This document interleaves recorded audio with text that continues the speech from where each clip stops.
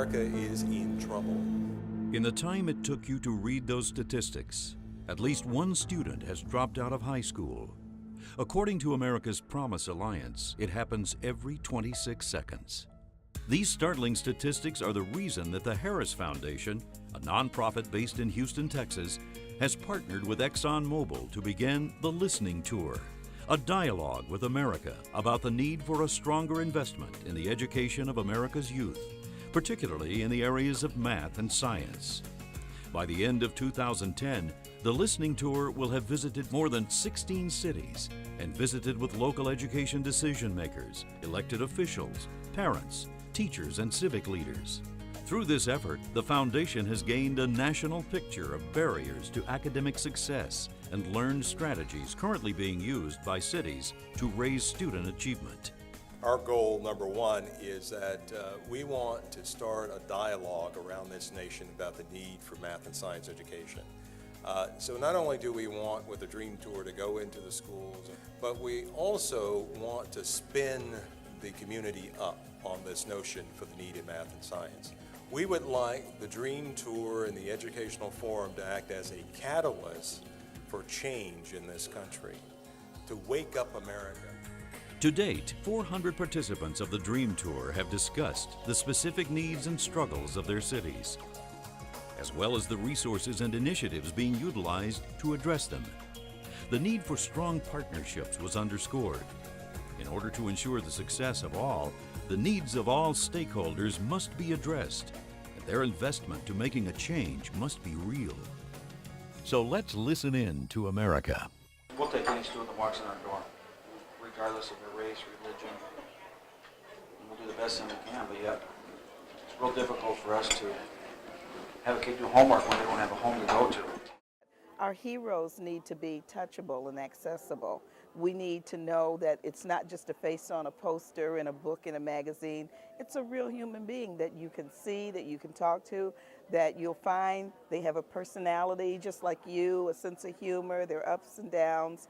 And it's just really important to have touch, to actually literally touch and touch base your heroes. How do you propose that we change it to bring those parents into the fold, to let them know that it's okay to come to the school? Well, I think that's when you have the opportunity to reach out, to go into the homes. You know, they have visiting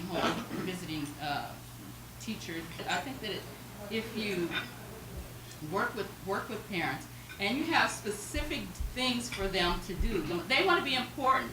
I think ultimately what it comes down to is the relationship that the school builds with home, and that they let their children know that the adults are speaking with each other. So regardless of the negative impact or issues that families had in school as they were children, we are making them feel welcome, that we are welcoming them into the schools, because we want them to be there, because we want them to be partners with us in raising their children. The technology is constantly evolving, but the schools are at a standstill. How do we get there? That's the ultimate question. We go to a lot of science training classes. We want to implement these great things, but how do we get there when we don't have the resources to put into the classroom?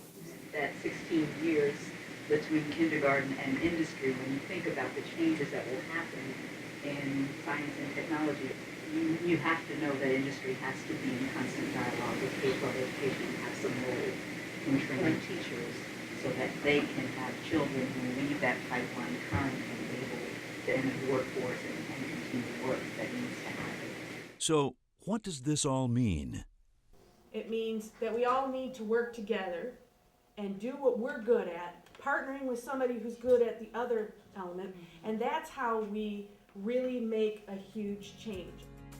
Taking lessons learned, the Harris Foundation will begin to take this message forward to government and educational leaders. The impact has already been great.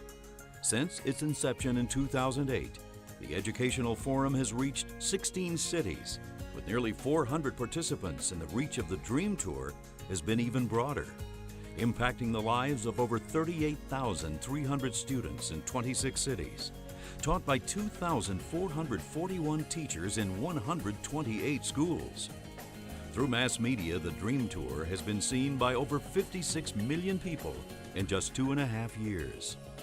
Through technology and larger venue selections, the number of students impacted in just 2 years has grown 209%. Working together and building a community for change, we can reverse the impact of this educational crisis. For more information on the DreamTour and Educational Forum, and to see if the tour is coming to a city near you, please visit www.dreamtourrocks.org.